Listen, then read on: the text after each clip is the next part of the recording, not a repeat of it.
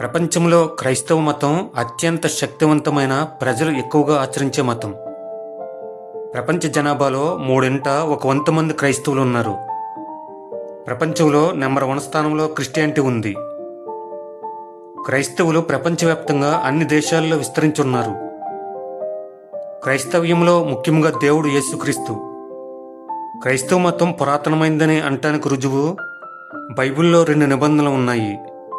1 పాత నిబంధన, 2 క్రొత్త నిబంధన. క్రైస్తవ మతం ప్రారంభమై 2000 సంవత్సరాలని చాలామంది నమ్ముతారు. క్రిస్టియానిటీ 158 దేశాలు మరియు భూభాగాల్లో దాదాపు 2.63 బిలియన్ల మంది క్రైస్తవులు ఉన్నారు. మరియు జనాభాలో ఎక్కువ మందిని కలిగి ఉన్న క్రైస్తవ్యం ప్రపంచంలోనే అతిపెద్ద మతం.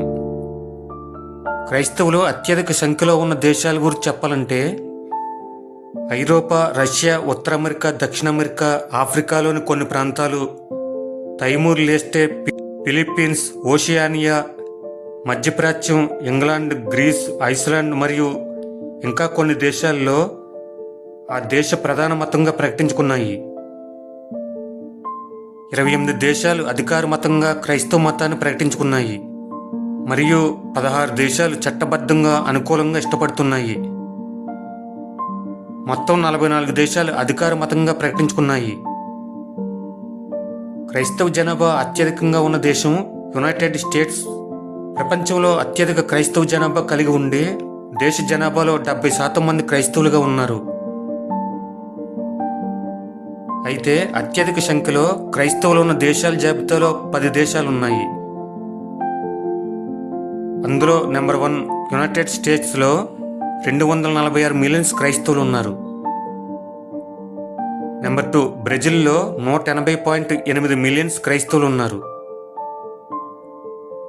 నెంబర్ 3 మెక్సికోలో 107.7 మిలియన్స్ క్రైస్తవులు ఉన్నారు. నెంబర్ 4 రష్యాలో 105 మిలియన్స్ క్రైస్తవులు ఉన్నారు. నెంబర్ 5 ఫిలిప్పీన్స్లో 92.7 మిలియన్స్ క్రైస్తవులు ఉన్నారు.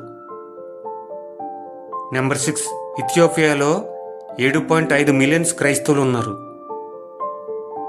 నెంబర్ 7 నైజీరియాలో 74.4 మిలియన్స్ క్రైస్తవులు ఉన్నారు. నెంబర్ 8 డిఆర్ కాంగోలో 63.1 మిలియన్స్ క్రైస్తవులు ఉన్నారు. నెంబర్ 9 ఇటలీలో 53.2 మిలియన్స్ క్రైస్తవులు ఉన్నారు. నెంబర్ 10 దక్షిణాఫ్రికాలో 52.9 మిలియన్స్ క్రైస్తవులు ఉన్నారు. 2024 లెక్కల ప్రకారం 2.63 బిలియన్ల పైగా క్రైస్తవులు ఉన్నారు. 2050 నాటికి దాదాపు 3.3 బిలియన్లు ఉంటారని పరిశోధకుల అంచనా.